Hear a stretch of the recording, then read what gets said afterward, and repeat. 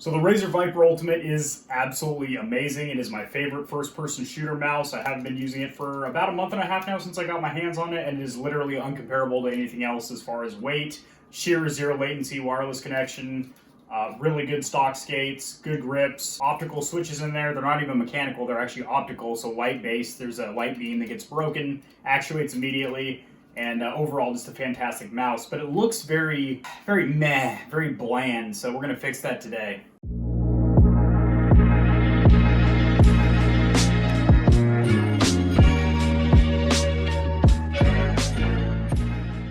Alrighty guys, to keep the length of the video down a bit as my build videos tend to run rather long, I actually have a separate video for the disassembly. It's about 6 minutes long, showing you how to disassemble the Viper if you have the squeaky button issue, how to fix that.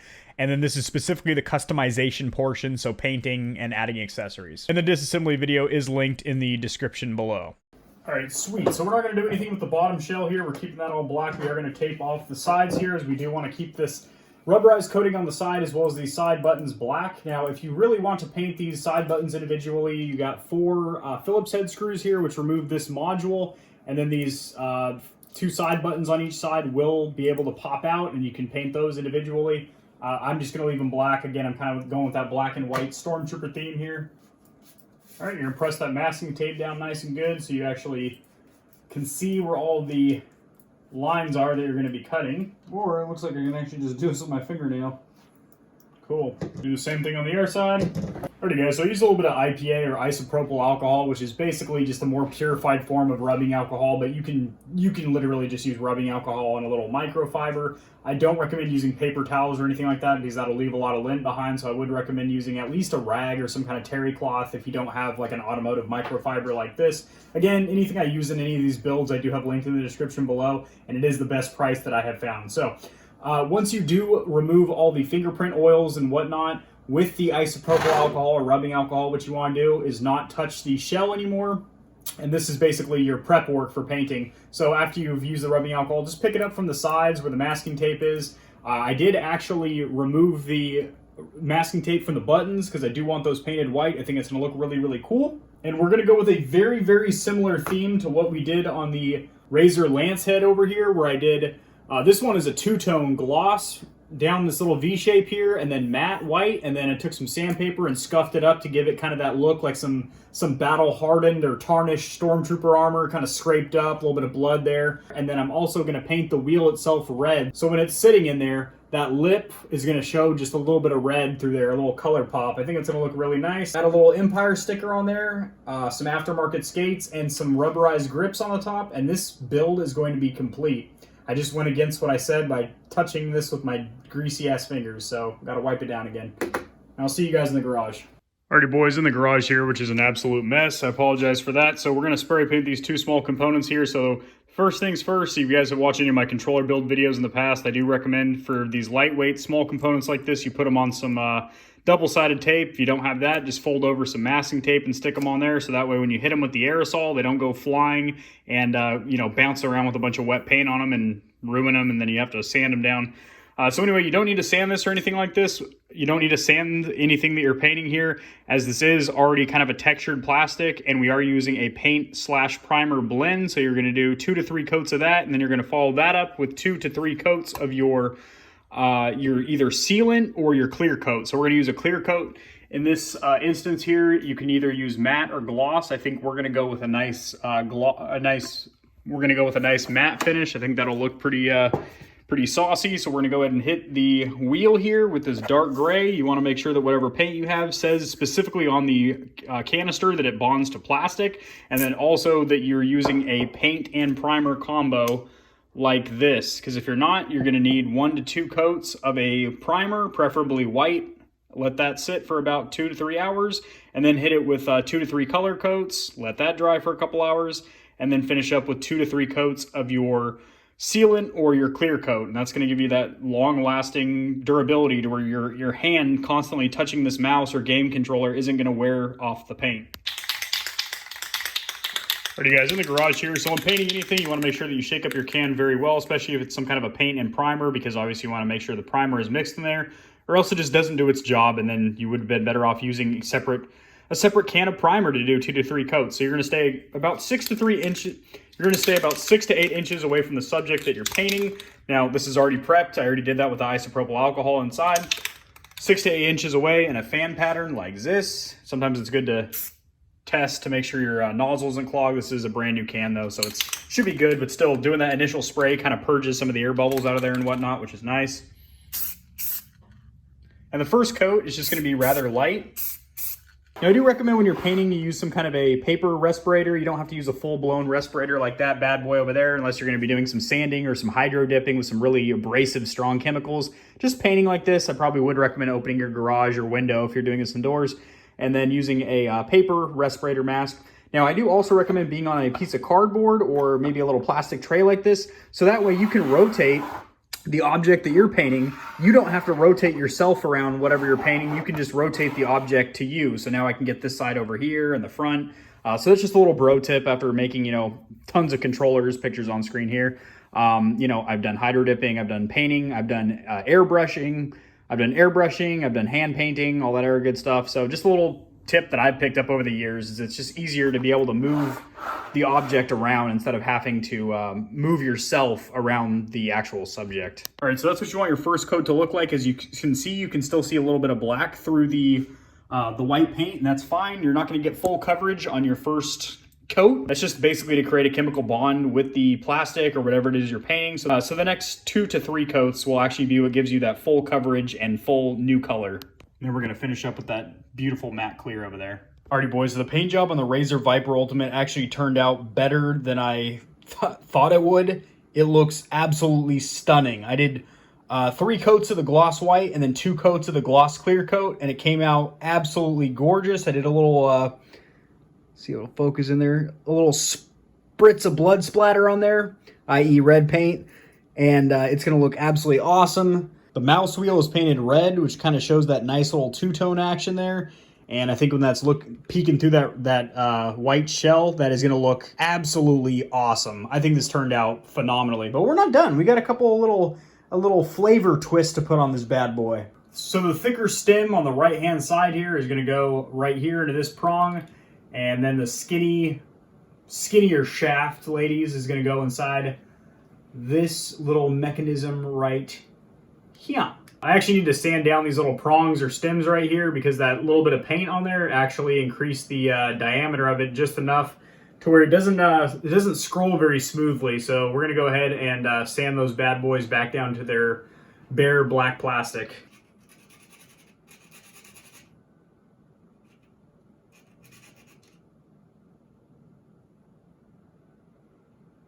Alrighty, fellas, so back at it with the VYPR Ultimate here. Now, I do have a microphone hooked up to my iPhone now. This is the Shure MV5. This is vocal clarity mode, but I have it set with the limiter off, 33 decibels of audio gain on the microphone, flat EQ, and light compression. Not only is that for you guys, but also when I watch this back, I can kind of get an idea how this sounds as I am also reviewing this microphone.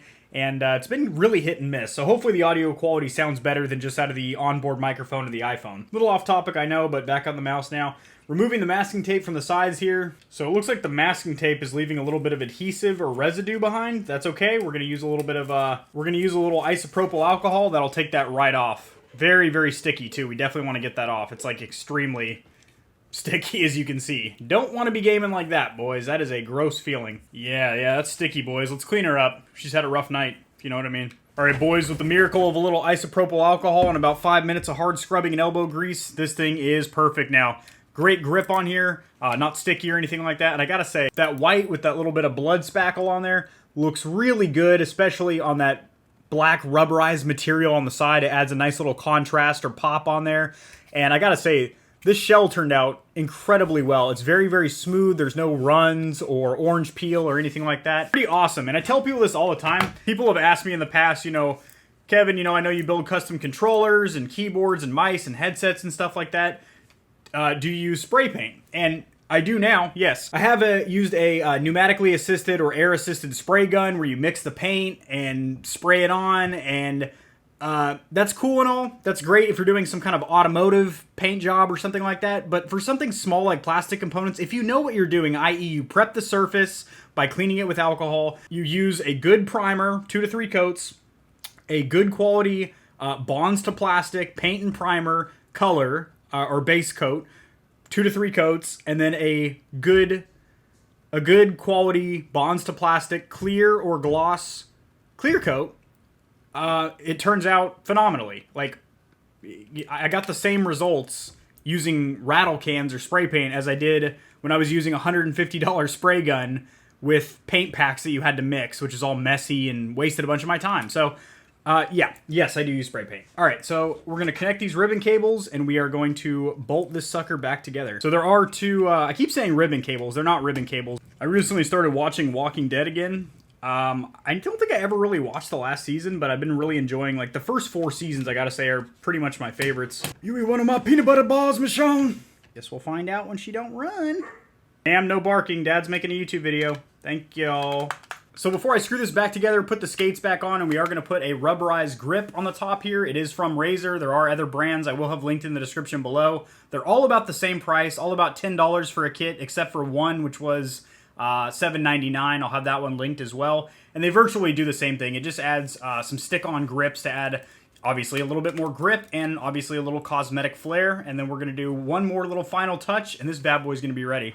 All right, boys, so that is exactly why you do not tighten up a controller or mouse or keyboard or whatever it is you're building until you have absolutely tested everything, because the left, right click was working, side buttons, clicking down the mouse wheel was working, but scrolling up and down with the mouse wheel was not. It is now, which is great. But scrolling with the mouse wheel was not working. It is now. I'm not really sure exactly what the issue was. I just wiggled the prong where it's bolted up, and it's fine now. So we're going to go ahead and turn this bad boy off. Screw in the 4 T6 screws that hold the top and bottom shell together. Now I'm doing this in kind of a star pattern, just like putting on a car tire, or car wheel and tire, but I don't really think it really matters, but I don't know. I just feel more comfortable tightening or applying pressure in a cross fashion like that. Now I did also test the wireless charging to make sure that these 2 prongs still work for the wireless charging, and they do. So this has full functionality. And we are going to try and reuse the stock skates. They do still have a good amount of adhesion to them. And I'm going to show you guys exactly how you can kind of finagle them on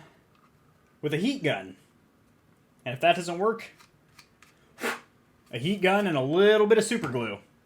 Because I find it really unfortunate to spend money on aftermarket skates for this, considering the aftermarket skates for this mouse, from all the reviews I've read and everything, are, Jesus Christ, are exactly the same performance, if not a little bit less, than the actual Viper Ultimate. Now, if you have the regular wired Viper or the Viper Mini, those skates can be upgradable with companies like G-Skates and whatnot, but the Ultimate here that comes with those white premium skates on it from Razer, those are actually as good as aftermarket skates, so I'd hate to have to buy aftermarket skates if they're just going to perform less, and I can save my money and put the stock skates back on there, so that's what we're going to do. Yeah, that's still, you can't really see it with like the light on, but I think that's at 50%, so if you turn to 100, it'd probably be even more vivid, but the fact that that kind of just bleeds through there, but when you have light on it, it's kind of hidden. I think that's really awesome. All right, so like I said, we are going to be reusing our 4 stock skates. Now, in order to keep them flush and flat, we are going to use a heat gun. If you do not have one, I will have it linked in the description below. They are relatively inexpensive, and I will also have some aftermarket skates in the description below as well if you decide to take that route. There is absolutely nothing wrong with that. In fact, that probably is the proper thing to do after removing these, because they are going to lose a good amount of their adhesion. Now, if you are kind of cheap like me, and cheap with reason, like I'm not just cheap for the hell of it. I actually like to spend my money in other aspects, in other controller builds, PC builds, games, stuff like that. So instead of spending $10 on skates, when I can just reuse these by using a little dab of super glue and a heat gun to get them to stick and be flush, I'm gonna do that. So, you know, I want you guys to be able to save your money as well, for sure. All right there, fellers. We got the stock skates back on there. As you see, it's lifting up a little bit on that edge there. There's a little wrinkle right there. We're going to take care of that right now. We are going to be using this heat gun over here. Just keep it on low heat, about 6 inches away, back and forth. Do not keep this in one stationary position for longer than about 5 seconds. You will actually melt or burn through this, and watch out for your fingers. This thing obviously gets super hot. It is a heat gun. If you're on the cheap and you do not want to spend I think it was $8 or $10 on Amazon for a heat gun, no big deal. Like I said, I'm all about cutting costs. Steal your mom or girlfriend's hairdryer. use that, put that on its highest, hottest setting, and that'll be about the low setting of a heat gun, and you'll get the job done, boys. Careful, big girl, it's hot. Don't want to hurt yourself, sweetheart. Careful, big girl, you don't want to get your snout on there. It's hot, sweetie. Ooh, yeah, the bottom of that mouse is cooking, boys, just from that few little seconds there. My golly jeepers, it is. Now we're gonna let that cool and harden a little bit. Now what that's doing, not only is getting all the wrinkles out because it's heating it up, but also that adhesive that's on the back there, it's kind of reactivating because it's getting hot. It's gonna stick back to the plastic, and then when it cools, it should be bonded or melded together with the plastic. In essence, that's what's supposed to happen. Sometimes it don't be like that, but they don't glide as well as they did before. I am going to end up ordering myself a pair of aftermarket skates, or at least when I say aftermarket, maybe just OEM replacements, whatever's easily accessible, and I will have that linked in the description below as well. I think the reason it's not gliding very well is, as you saw when I disassembled it, it kind of broke off into two pieces, and this is basically just the outside smooth layer of the skate. There's also like a little spacer in there too that's kind of works as the adhesive and also kind of as a spacer too, because it's basically right up against the shell now, to where when I glide on my mouse pad, it's really right up against the mouse pad. It doesn't have any distance off of it because there is no spacer layer in there with the skates. Hopefully I worded that properly. But anyway, we're going to go ahead and put on this mouse grip tape here. This is from Razer. This was $10 on Amazon, and this is cut directly for the Viper Ultimate, so it should just stick right on, which is great. Not only will it cosmetically look good to contrast with that white, but also it will obviously add some grip as well. And like I said, there are some third-party companies that make these already pre-cut out for the Viper Ultimate. So I will have those linked in the description below as well. If you do not want to go Razer name brand, you want to go with a third-party company that's fully perfectly perfect, and I will have that linked in the description below as well. All right, so it looks like this is actually a 2-pack. These are identical left and right sides, so if these ever get worn out, or you have two Viper Ultimates or a similar shaped and size mouse that you could use these on as well, that's pretty cool. Also keep in mind you can trim these down if you want to make them fit another mouse. Now I will say they are incredibly grippy. Just feeling these with my thumb, in comparison to like the stock rubberized material on the side there, whatever material this is almost like Scuff thumbsticks, which is that patented rubber design that Corsair and Scuff uses, and it is incredibly grippy. So I also like that nice little diamond pattern on there as well. To be honest, it actually looks really cool like that with just the left mouse button. But again, I think I want them both on there. I mean, it does feel fine like that, but I think it'd feel better ergonomically to have matching sides. But I think it does look really kick-ass with just that one side on there like that. Boy. But yeah, super grippy, feels amazing. If you did get any air bubbles in there, same thing. Use the heat gun or a hair dryer to heat up that rubberized material with the adhesive on the bottom, and just use your thumb to kind of massage out the air bubbles. But honestly, I was just very carefully went directly above it and placed it down. And basically, the easiest way to do it is to line up this little notch right here to the little center notch right there. All right, boys, the build is over, and you know what that means. Time for some glamour shots. Oh, that's handsome. So this is the old custom Stormtrooper mouse, the Razer Lance head I've had for 2.5 years. Really tattered. And this is the new glory over here. God, that thing looks seductive. Now the little cherry on top, or icing on the cake, I kept hitting around about was going to be one of these Empire stickers, but I don't have anymore. But eventually I'm going to put one right there. I think that's going to look really nice. Now the RGB lights you can see still glow through there, which is freaking awesome. And overall, I got to say, this mouse just looks seductive. Alrighty guys, hopefully you enjoyed this video. If you did, shove a thumb up. Go ahead and tallywhack that subscribe button if you got value from it. And hit that notification bell so you're notified when I do future builds like this on the channel. Alright guys, peace.